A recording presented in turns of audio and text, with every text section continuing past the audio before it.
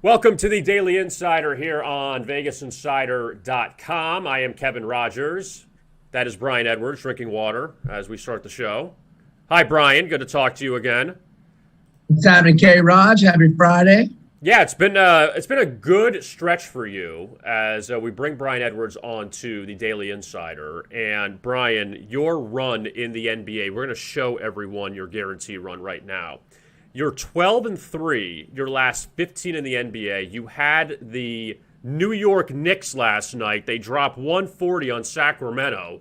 What are the keys right now in the NBA? I kind of feel like winning in the NBA is fading the Kings, fading the Rockets, taking New Orleans overs, and taking Utah. Is that fair to say? Absolutely. I think my run started on February 9th, if I'm not mistaken. I want to say I'm 32-13 since then. And it's just been a combination of backing Utah literally every game with the exception of the Lakers the other night. I thought that number was just a tad high and I didn't do it. Pissed at myself for not doing it. But I'm back on them tonight, especially with Bam Adebayo and Tyler Hero, questionable for the Heat, at least at last check. I'm sure we'll be getting more news on that in the coming hours. But, yeah, so the overrun for the Pelicans, even though last night's total 242 was the highest total Milwaukee and New Orleans had seen all year, it still flew over for the 11th straight over in New Orleans games. And that is now on a 24-3 run in New Orleans' last 27 games.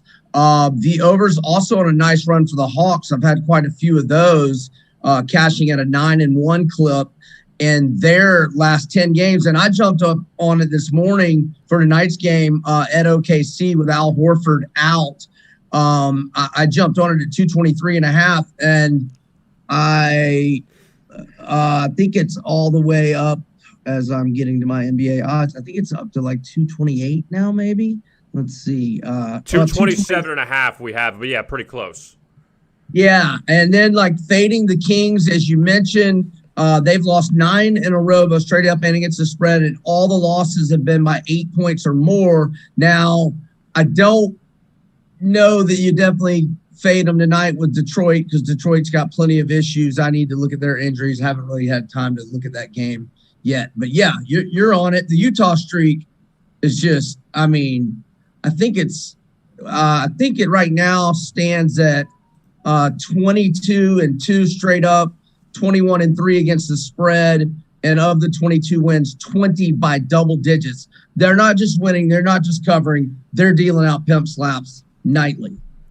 We're looking at Utah's page now, Brian, here on VegasInsider.com, and 114.89 over the Lakers, and everyone said, oh, how do you not take LeBron plus 9? Because they're not playing well, LA. That's why. And Anthony Davis is out, and that's obviously showing that LeBron can only do so much when you don't have another superstar around him. But they come back to beat Charlotte by 22. They were down double digits in the third quarter of that game. They had the split with the Clippers. The first game was without Kawhi and Paul George, and then they played the second game, and that's one of the 2 losses in the stretch. But they beat Milwaukee handily at home. They beat Philadelphia by 11. They beat Dallas a couple times. They destroyed Golden State. It's like, what do you think is the success behind this Utah team? Because when you look at it, they don't have top 10 picks. I think their highest pick is Mike Conley, who wasn't drafted by the Jazz, drafted by the Grizzlies. But Donovan Mitchell, Gobert, Bogdanovich, all these guys aren't like, Mitchell was like mid-first round, but all these guys are not like number 1, number 2 picks, and yet Utah keeps winning. Yeah, and they also won by 13 at Milwaukee, in addition to that double digitization they gave them in Salt Lake City. Well, several things. I think that Donovan Mitchell is now entered the top 5, is one of the top 5 players in the league, and I think he should be the leading candidate for MVP right now. Not that I give 2 rats rear ends about individual awards, but and look, Jordan Clarkson looks like the 6th man of the year. Joe Ingles has always been a really just solid player.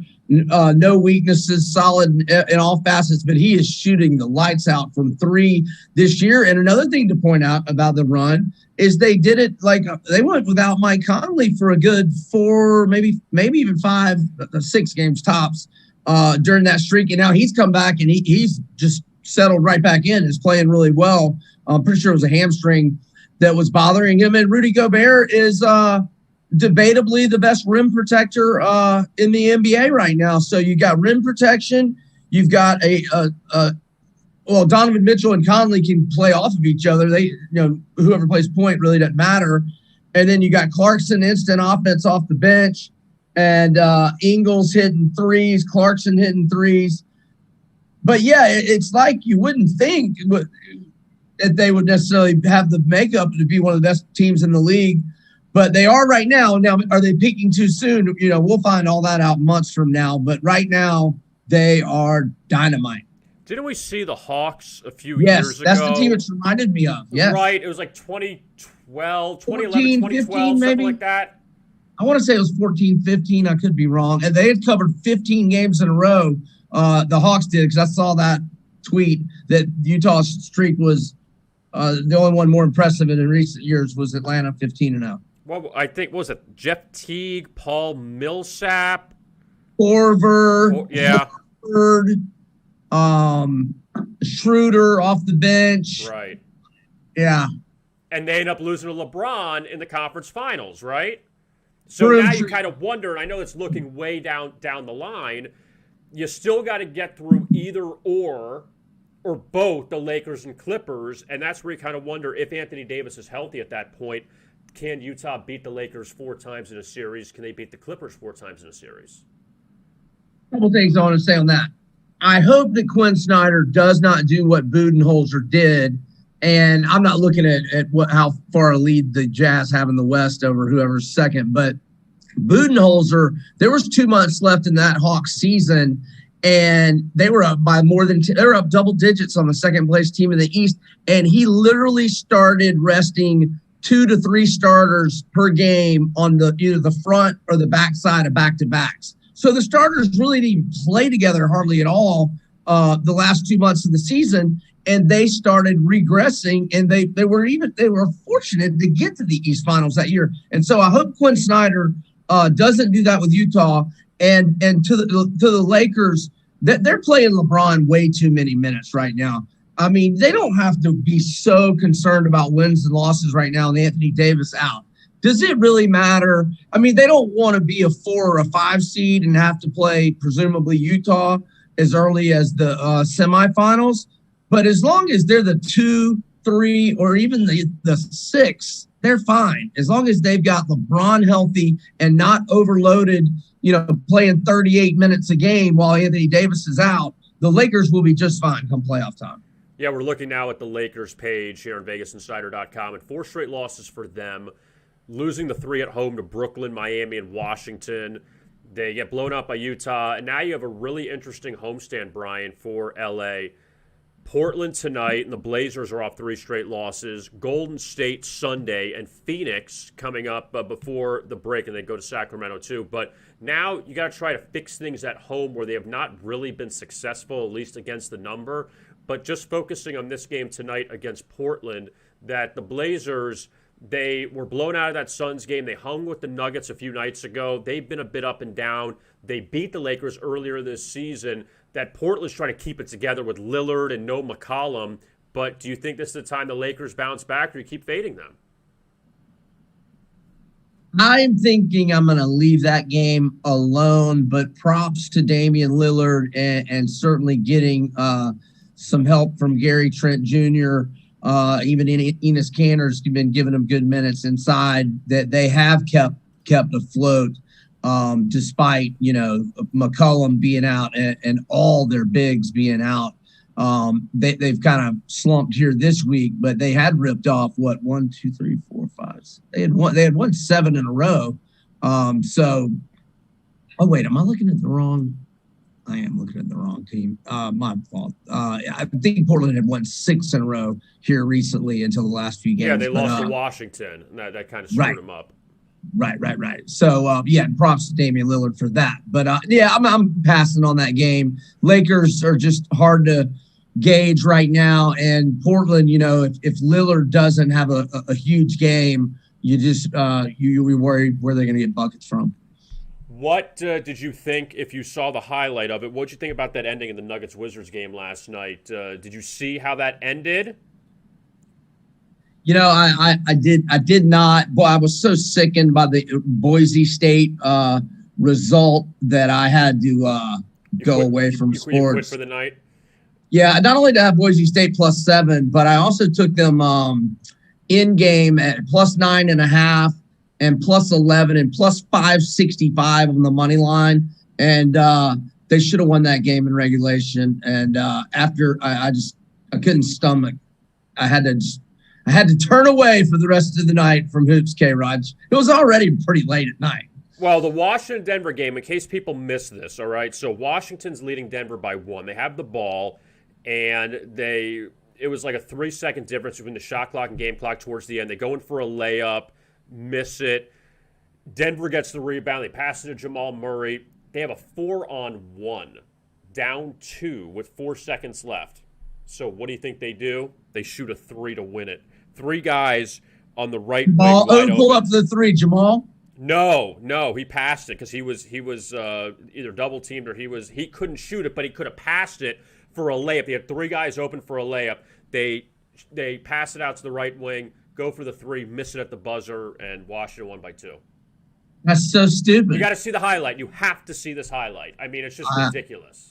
I will. I had to do a podcast from 8 to 9 a.m., so I missed getting all my highlights in this morning. No, but you'll see that. It was pretty – and one thing on Washington, because they've actually played well for a Yes, team. they have. Everyone craps on Russell Westbrook that, everywhere he goes, they don't win, and Bradley Beal's getting traded, all this other stuff. But they've won 5 straight, or 5 of 6. They lost to the Clippers, or 6 of 7 now. 6 of 7 now, yeah. 6 of 7, but look who they're beating. They beat the Nuggets twice. They beat the Lakers. They beat the Blazers. They beat the Celtics at home. They've had good wins in the stretch. Even lost to the Clippers. They were down 20-something, and they came back and they cut it to They got as close as 4, I think, either at the end of the third quarter or early fourth. Then the Clippers pulled away again. But Clippers were not missing anything that night. Who's impressed me off that team is Bertans. He's been hitting a lot of shots, which he obviously gets set up for by Westbrook and Beal a lot. And Hachimura from Gonzaga. Yeah. He played really good defense on LeBron that night, the win over the Lakers. All right, let's look at some college now, Brian. And last night you had Michigan beating Iowa. And Juwan Howard, the job he's done with this team, Michigan missed a few weeks because of COVID, and it didn't matter. They won that game at Wisconsin. They came back. They beat Iowa. That they're a number 1 seed. I think it's pretty fair to say that. Do you think that Michigan can be maybe a Final Four team? I think Michigan's the best team in the country. I think if Gonzaga and Baylor had been playing Michigan's schedule, that they, I shouldn't say that definitively about Gonzaga because, to be honest, with football, because of COVID running a lot later than normal, us literally having full deal football weekends, December 12th, December 19th, I was really behind and slow getting in terms of watching college hoops in December. And so I didn't really get to see Gonzaga much. I was going to watch the Gonzaga-Baylor game, and then it got nixed because of COVID. And I'm just not interested in watching them when they're minus 30. I watched a little bit of one of their BYU games. My point being, I have not watched enough of Gonzaga. I have to make a big-time effort to do that, obviously, here in their next couple games because we're getting close to the tournament. But I will say definitively that Baylor would not be 17-1 playing Michigan's schedule, and I'm not sure if Gonzaga would be either. But again, I reserve. I need to watch more on Gonzaga before I act like I'm Gonzaga expert over here.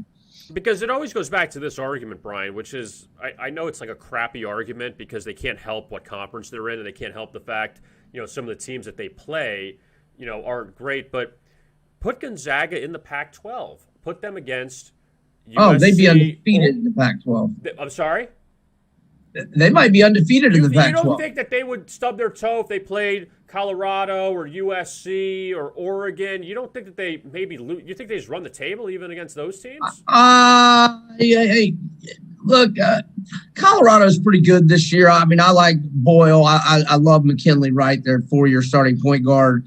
And Oregon and USC have some talent, and Cronin's doing a good job at UCLA. But they might lose 1 or 2 on the road, but they would win that league. I think. No, I know. It's so hard when you're playing Pepperdine and Loyola Marymount and San Diego, these other schools, like you say, you're laying 30 points to. I mean, it's just a mismatch. Like, they're not, So let's look at the SEC, all right? And I want your thoughts on, number one, what you think of Alabama. They just lost to Arkansas. Nate Oates has done a really good job with that team. He's an outspoken guy. He makes it fun basketball with the Crimson Tide. They shoot a lot of threes. But they go to Arkansas. They lose that game. Eric Musselman has done a great job with that team because they had I don't want to say a slow start, but not a great start in SEC play, and now they've ripped off 8 straight wins in the conference. They beat Florida at home. They beat Alabama at home. Who right now is the best team in the SEC? Well, I still say Alabama, but coming off that double-digit loss to Arkansas, I can certainly see where Arkansas fans would scoff at that notion. Arkansas has won 8 games in a row in SEC play. They had the hiccup in a very good game in Stillwater against a very good Oklahoma State team is their only loss, sandwiched in the middle of that 8-game winning streak. But Arkansas is rolling. Musselman is really good. But I've been saying for several weeks now that Arkansas is the most dangerous team outside of Alabama, and that I think Florida is the 3rd most dangerous team. And the reason why I say that is that LSU can't stop anybody. They don't get stops. And Tennessee's offense is atrocious. They just can't get buckets. They defend at an elite level, but I know Tennessee's not going to the Sweet 16, and I'm not sure they're even going to make the round of 32. That team is on the struggle bus right now. I really don't think anybody is that good in the SEC other than Arkansas and Alabama. I think Florida, and I didn't really even think this about Florida until they won at West Virginia, because West Virginia is a top 10 team to me, and West Virginia did not play bad that day. West Virginia was hitting a lot of threes that day, and Florida found a way to win. Castleton has been the shocker player in the whole league. I wasn't expecting much out of him at all. He never got off the bench at Michigan in 2 years, and he probably wouldn't be getting off the bench on that Michigan team this year either. So it's been a great marriage, and Trey Mann's playing pretty well. Noah Locke can shoot the 3 as well as anybody, and the point guard Appleby from Cleveland State, the transfer, he's turned into a pretty good find. And Osifo, the JC transfer, has been giving him a lot of energy, rebounds, and quality minutes with, obviously Keontae gone. And then Scotty Lewis was out for a 6-game stretch because of COVID. And he finally had the 16 first-half points against Auburn the other night. That's the best offense I've ever seen him play since he got to Florida. So I think Florida could possibly be dangerous, but they could also they're also at a, I don't want to say bad enough, but they're not elite enough they can potentially get beat in the first round, especially if they're like a 7 or a 6 seed. So I think Arkansas and Alabama are the only Sweet 16 teams in the SEC.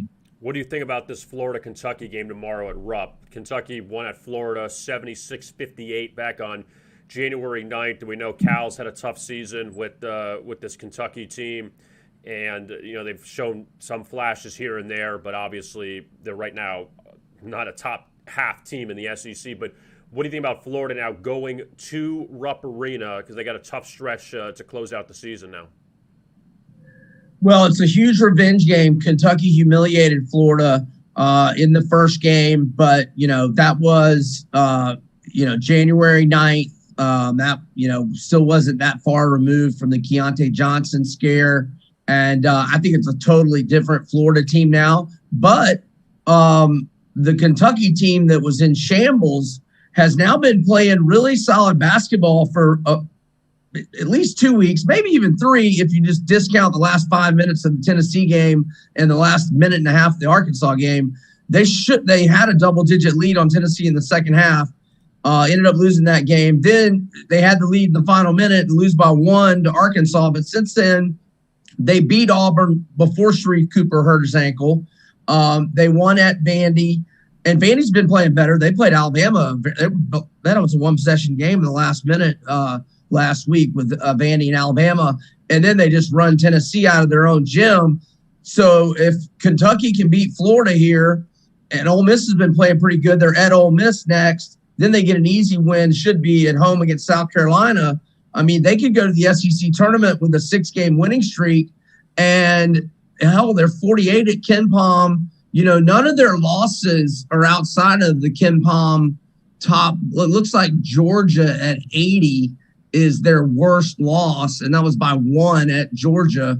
So, I mean, all these blue bloods that were having horrible seasons are coming on right now. Duke, Michigan State, Kentucky, not so much UNC, but they were in a better position with that loss to Marquette. Kansas, too. They just lost that tough game to Texas. What about they won 5? Kansas, Baylor tomorrow.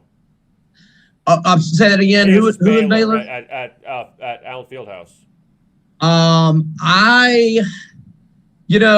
I got to see Baylor play better again. I mean, they had the COVID break, and then they looked horrible against Iowa State. Kansas had won 5 in a row, and then a pretty desperate Texas team in Austin. They lose a heartbreaker in overtime. So Kansas is in its best form right now. And we got questions about Baylor after the COVID break. I mean, Iowa State's horrible, and Iowa State could have easily won that game. So I need to see Baylor play good again before I'm going to trust them to bet on them. But I'm not necessarily implying. Do we have a line out yet, by the way? No, not yet. Okay. Should come out in a little bit. What? Yeah, that'll be a tight line. I'm on probably Baylor favored, but not by much. Yeah, and you know what, too, Brian, with Baylor, that we've seen this trend of teams off the COVID break don't normally play well in that. We saw what happened to Louisville. They got blasted by North Carolina when they came back from the COVID break. But the Baylor Bears, though, they're laying 24. They're down double digits to Iowa State, who's been the worst team in the Big 12 this season. Yeah, and I don't know if that was rust or maybe guys losing conditioning. I didn't watch the game, so that's why I don't know. I don't know. Were they back full strength? Were they missing players? I don't know. I need to take a deep dive look into the Kansas Baylor game before offering any sharp opinions. Well, the one thing I'll say about Kansas, though, this game on when was it was it Monday night against Texas? Or was it Tuesday night? Tuesday night.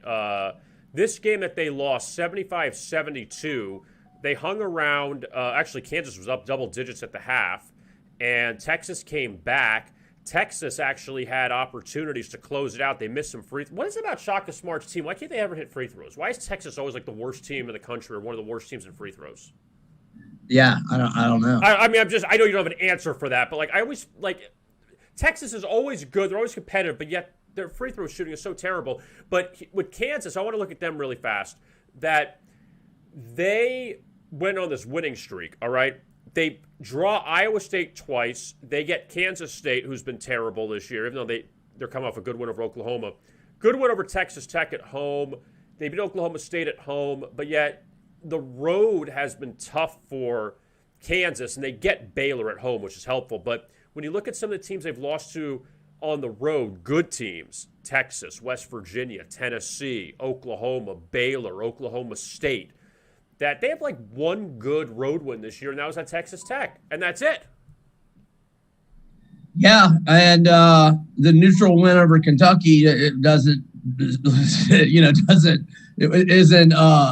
as impressive as it would have seemed back on December 1st. So yeah, I mean they've got nothing on the road outside of what they did in Lubbock. Yeah. So look, KU, they this would be a huge win if they could get this Baylor win. I see they've added a home game with UTEP next week for another W. So they could go into the Big 12 tournament on a 7-1 run with the only L being an OT at Texas. So that would be, if they could make win a game or two in the Big 12 tournament, their seed would be bolstered quite a bit. Any thoughts on UFC this weekend? Yeah, just like last week where I had the Black Beast, Derek Lewis, as a plus 350 underdog. I'm going to and I had the under, and that was a winner. I'm going to go with the heavyweight underdog, that being Lorenzo Biggie Boy Rosenstrike. And I haven't looked today. I haven't even looked to see if they made weight and all that, but he was plus 225-ish yesterday, and under 1.5 rounds was like plus 170. And I mean, these guys are killers. This fight will probably end in round one, either way. But I like my chances with Biggie Boy. Brian Edwards, he is the leader in the NBA in guaranteed picks. He keeps winning. He's on this huge streak. He's got another guaranteed winner for tonight. Have you selected the game yet for your guarantee?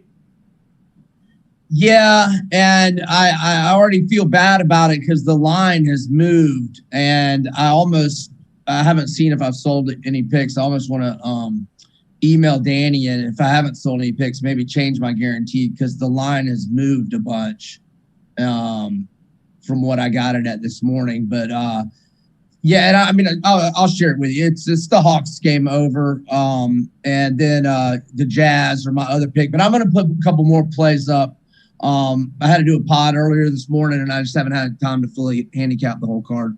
All right, so Brian Edwards, he is on fire in the NBA. You can check out his NBA picks, his college picks, as we roll through. We're almost at March. We're a few days away from March, so that's pretty exciting. So, Brian, thank you so much. We appreciate it, and we will talk to you soon. Thank you for joining the Daily Insider.